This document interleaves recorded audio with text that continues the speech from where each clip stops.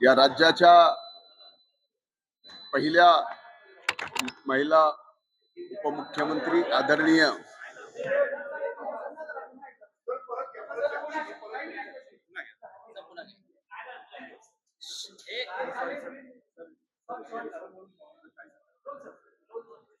काँग्रेसच्या अधिकृत पेजवरून आमच्या नेत्या राष्ट्रवादी काँग्रेस पक्षाच्या राष्ट्रीय अध्यक्षा या महाराष्ट्राच्या पहिल्या महिला उपमुख्यमंत्री आदरणीय सुनेत्रा वहिनी अजित पवार यांच्यावर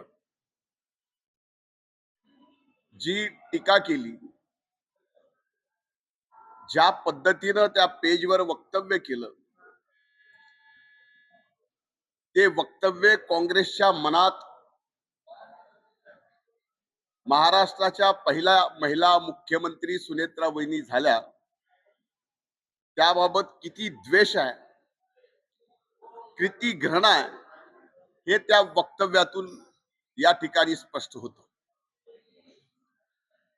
काँग्रेसने खरं तर त्यांचा इतिहास असं त्यांच्या अधिकृत पेजवरून वक्तव्य पहिल्या महिला उपमुख्यमंत्र्यावर करण्याच्या ऐवजी जर इतिहास पाहिला असता तर स्वर्गीय इंदिराजी ज्यावेळेस पहिल्यांदा देशाच्या महिला प्रधानमंत्री झाल्या त्यावेळेस त्यांच्या बाबतीतही असंच वक्तव्य तत्कालीन विरोधी पक्षांनी केलं. स्वर्गीय इंदिराजींनी देशाचं पंतप्रधान म्हणून ज्या पद्धतीनं कणखर काम केलं त्याच्यापेक्षाही चांगला अनुभव येणाऱ्या काळात या महाराष्ट्रात आमच्या नेत्या या राज्याच्या पहिला महिला उपमुख्यमंत्री सुनेत्रा वहिनी या ठिकाणी करून दाखवणार आहे. आणि तेच भीती, तेच आमच्या वहिनी साहेबांचा द्वेष हे काँग्रेसच्या त्या पेजवरून आपल्याला पाहायला मिळाला. खर तर तो बीडचा दौरा आदरणीय सुनेत्रा वहिनी साहेबांचा बीडचा पालकमंत्री म्हणून होता.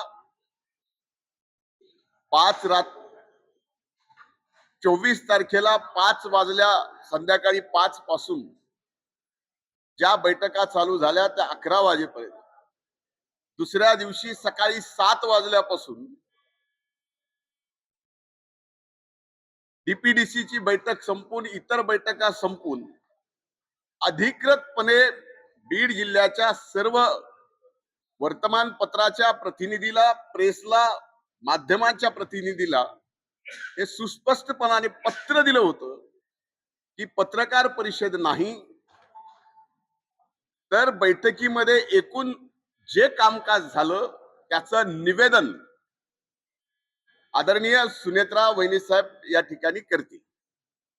आणि ते निवेदन वहिनी करत असताना आपण पूर्ण जर ती प्रेस पाहिली तर लक्षात येईल, निवेदन करत असताना सुद्धा आपलं संबंध दुःख विसरून त्या या महाराष्ट्राच्या मायबाप जनतेची सेवा करायला आज उतरल्यात. आणि निवेदन करताना ज्यावेळेस दादांचे 2 कामांच्या संदर्भात विषय आला त्यावेळेस वहिनी सुद्धा अतिशय भावनिक झाल्या. मी त्यांच्याकडे पाहिल्यानंतर मला असं वाटलं की त्यांचा हुंदका बाहेर येतोय का, म्हणून त्यानंतर बोलल्यानंतर माध्यमाचे प्रतिनिधी प्रश्न विचारत होते तर मी त्यांना म्हणलं की आपण आता थांबायला पाहिजे, कारण हा प्रश्न उत्तराची प्रेस नाही. अधिकृतपणे हे सांगितलेलं, हे पत्र अगोदरच दिलेलं आहे की हे फक्त निवेदन करण्यात येईल, प्रश्न उत्तर पत्रकार परिषद नाही, फक्त निवेदन करण्यात येईल. हे सुद्धा माध्यमांनी लक्षात घ्यावं. आणि म्हणून या ठिकाणी मी स्वतः प्रेसला म्हणलं की आपण लक्षात घ्या, पहिल्यांदा पालकमंत्री म्हणून आल्यात, अतिशय भयंकर दुःख पचवून त्या या ठिकाणी मायबाप जनतेची सेवा करायला आणि दादांचं सामान्य माणसाबद्दल असणारं प्रेम, त्यांच्या प्रती असणारं निष्ठा त्याचा वारसा चालवायला त्या पुढे आलेल्या आहेत. त्यामुळे आपण सुद्धा त्या ठिकाणी तेवढं थोडस भावनिक होऊन थांबायला पाहिजे होतं निवेदन झाल्यावर. पण स्वाभाविक आहे, बीड जिल्ह्याच्या माध्यमांच्या बाबतीत मी स्वतः ट्विट केलं की 90 नाही 95% प्रतिनिधी प्रिंट इलेक्ट्रॉनिक मीडियाचे अतिशय चांगलं काम करतात, फेअर काम करतात. पण काही मंडळींना मात्र बीड जिल्ह्याचं वातावरण सहजासहजी निवडू द्यायचं नाही. जातीपातीचं ज्या पद्धतीचं राजकारण चालू ठेवायचंय त्याच्यासाठी ते तुझबरही त्यांचे प्रयत्न कमी पडू देत नाहीत. हे मी गेली 4 दिवस माझ्याच बाबतीत माध्यमांवर एकदा हे एकदा ते.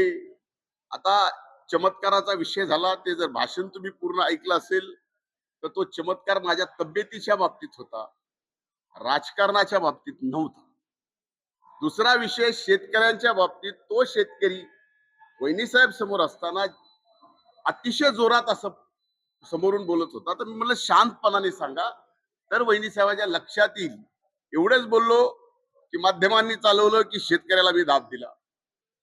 आता वहिनी साहेबांचा या ठिकाणी प्रश्न विचारला, हा प्रश्न उत्तराची प्रेस नसताना विचारला, त्यावेळेस मी म्हणलं आता थांबा, प्रेस संपली, कारण फक्त निवेदन करायचं एवढंच जर अधिकृत सांगितलेलं असताना मी थांबा म्हणलं तर ही चूक होत नाही. तर इथं धनंजय मुंडेची हुकुमशाही. अरे मी 2.5 वर्ष झालं एक ब्र शब्द ना माध्यमांवर बोलतोय ना तुमच्या समोर येतोय. तुम्ही किती मागं लागलात तरी मी बोलत नाही. आज मी कुठल्या तिथं मंत्रिपदावर नाही, मी फक्त आमदार आहे, तरी सुद्धा आमदार म्हणून मी हुकुमशाह आहे. म्हणजे एखाद्याचा द्वेष किती करावा, म्हणजे काँग्रेस ज्या पद्धतीने द्वेष वहिनी साहेबांवर करते आणि बीड जिल्ह्यातले ठराविक काही जण ज्या पद्धतीने माझा द्वेष करतात, हे खरंच लोकशाहीमध्ये आम्ही मायबाप जनतेला आपलं मायबाप म्हणून जी काही सेवा करत आलो, माझ्यासारख्या व्यक्तीने 35 वर्ष टाचा घासला, तो त्यावेळेस आम्ही इथं पोहोचलो. पण फक्त समाज घटकातल्या एका व्यक्तीला पूर्णपणानं टार्गेट करायचं, ते एक दिवस नाही, मागं 252 दिवस मीडिया ट्रायल झालं. आता सुद्धा तेच चाललं. म्हणून माझी विनंती आहे आपल्या सर्वांना की या आमच्या भाषणाचं पूर्णपणे तुम्ही सार काढा आणि त्यातून काय तर्क काढायचे त्या तर्कावर बोला, कट करून नाही, तर्कावर बोला. माझ्या एखाद्या वाक्यावर तुम्हाला आणखीनही टीका करण्यासाठी वाव मिळू शकतो, ते काढा, त्यावर तुम्ही बोला. आणि माझी या ठिकाणी काँग्रेसला, जी की पूर्णपणाने बुडालेली आहे, तिनं पेपर फुटी झालेली आहे, त्याबद्दल जर या काँग्रेसच्या अधिकृत पेजवर काही त्यांनी बोलले असते तर लक्षात आलं असतं की ज्या पद्धतीने नीटच्या बद्दल आंदोलन दिल्लीत झालं, त्या आंदोलनामध्ये काँग्रेसनी आपला जो रोल प्ले केला तो खरा का खोटा हे झारखंड बद्दल काहीही न बोलणारे काँग्रेस किती इमानदारीने विद्यार्थ्याच्या बाजूने होते हे सुद्धा लक्षात येतं. धन्यवाद. कुछ दिनों से मेरी निवेदन त्या ठिकाणी देण्यास सांगण्यात आलेलं आहे, कसं पाहता पक्षाच्या अडचणी वाढत नाही, या बाबतीमध्ये आमचे वरिष्ठ नेते आदरणीय कार्यकारी अध्यक्ष प्रफुल्लभाई पटेल, आदरणीय तटकरे साहेब, सन्माननीय पार्थ पवार, हे सर्वजण पाहतायत. त्यामुळे यात काही अडचणी आहेत अशातला काही भाग नाही.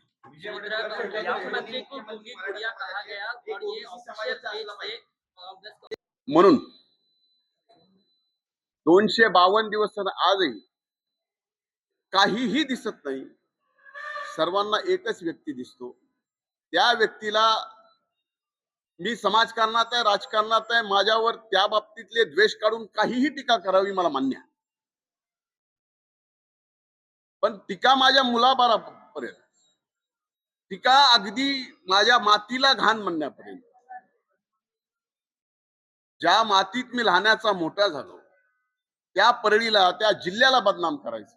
अरे मला तुम्ही करताय ठीक आहे, पण माझ्यावर सुद्धा बदनामी करत असताना कुठल्या प्रकारची?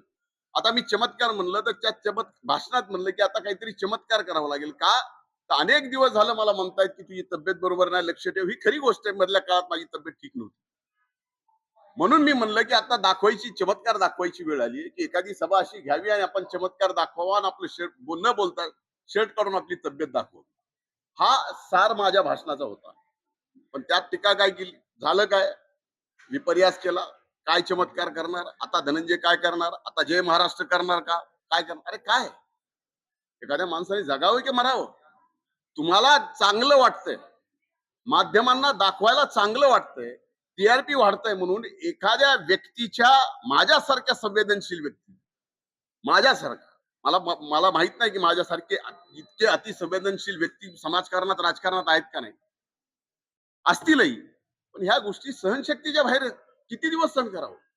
अरे आज 350 दिवस झालं मीडिया तुम्ही ट्रायल करताय, मला एकट्यालाच टार्गेट करताय, खाली नेतेही माझ्यावर टार्गेट करतायत. अरे माझी काय भीती आहे? मी इत्तू सायम आहे, इत्तू सायम आहे, क्या है मेरा?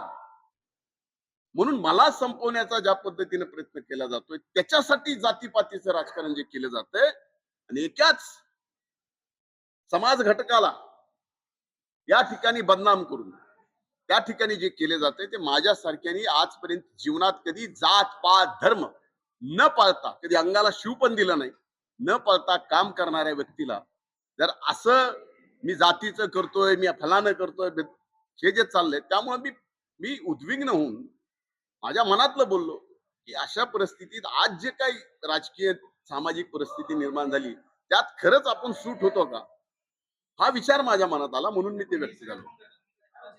मला नावं पुन्हा, एक मिनिट, ज्यांनी ज्यांनी माझ्यावर टीका केली, अगदी व्यक्तिगत केली, भ्रष्टाचाराचे आरोप केले, ते कोर्टानं नलिफाय करून, ज्यांनी अपील केलं, ज्यांनी पिटिशन दाखल केलं, त्यांच्यावरच कोर्टाने 1,00,000 रुपये दंड दाखल. ह्या सगळ्या परिस्थिती तुमच्या समोर आल्या. मला कुणाच्याही बाबतीत काही बोलायचं नाही. माझा नियतीवर विश्वास आहे आणि हा हिशोब नियतीच करत असते. ज्याच्यात ज्यांनी खोटं केलं, मी जीवनामध्ये कधीच विरोधी पक्ष नेता झालो, आरोप खोटा केला नाही, पुरावा असल्याशिवाय मी कधी केलं नाही. पण या ठिकाणी चाललंय, माध्यमांनाही बरं वाटतंय, त्याबद्दल आता मी सांभाळून स्वतःला घेतोय की आपणही बरं वाटून घ्यायचं काय जे चाललंय.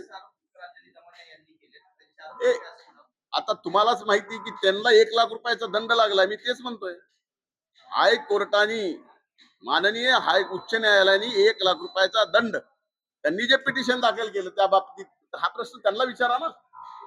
कधीतरी ही हिंमत करा माध्यमांनी. त्या बाबतीमध्ये मला काही आता बोलायचं.